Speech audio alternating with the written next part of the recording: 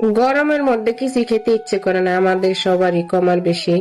তো তার মধ্যে কয়েকদিন জ্বর আসছে, রাত্রে রাত্রে জ্বর আসে, আমার মুখটা একদমই ভালো না, পানি খেতে পারি না, পানিও খেতে মানে বিকট লাগে, এরকম একটা অবস্থা। দুপুরে গোশ রান্না করছি, ডাল রান্না করছি, তো ভাজি করছিলাম, বেগুন ভাজি, তো ওগুলো খেতে ইচ্ছে করে নাই, ভালো লাগে নাই। তো ভাবলাম দেখি ভর্তা বানিয়ে যদি ভাত খাওয়া যায়।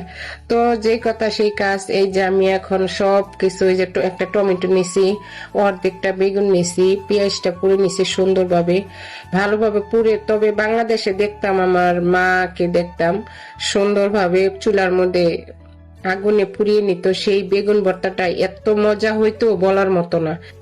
যখন চুলার মধ্যে পোড়া দিত, সরিষার তেল গায়ে মেখে নিত বেগুনের, তো টমেটো মাঝে মাঝে এইভাবে পুড়ে নিত আমার মা।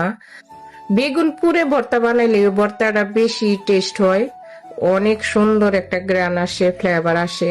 তো যাই হোক, লাকড়ি চুলা যেহেতু আমাদের এখানে নাই, গ্যাসের চুলা, গ্যাসের চুলাতে দেখা গেছে বেগুন পোড়া দিলে দেখা গেছে গ্যাসের চুলাও নষ্ট হয়ে যায়, পরে পাতিলে কালি পড়ে।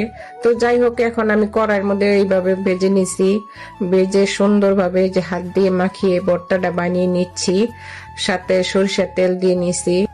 বাংলাদেশ থেকে তেল আমি সবসময় নিয়ে আসি, সরিষা কিনে তারপরে ওই সরিষাটা ভাঙ্গিয়ে বাজার থেকে কি বলে মেশিনে ভেঙে তারপরে ওই তেলটা আমি নিয়ে আসি, তেলটা খেতে অনেক ভালো। তো এই যে দুইটা ডিম ভেজে নিলাম, এখন আমি এই যে ভাত খাবো। অন্য চুলায় আমি বাসমতি চাল এই যে রান্না করছি, অল্প, খুব সামান্য। তো ভাত আছে, আমি ওটি মানে ঠান্ডা হয়ে গেছে, ওভেনে গরম দিই নেই, আমি ভাবলাম যে অল্প করে রান্না করি। তো এই যে কথা বলতে বলতে আপনাদের সাথে এই যে ভাতও আমি খেয়ে নিলাম, এই যে খেতে বসে গেছি। তো ভালো থাকবেন সবাই, আল্লাহ হাফেজ।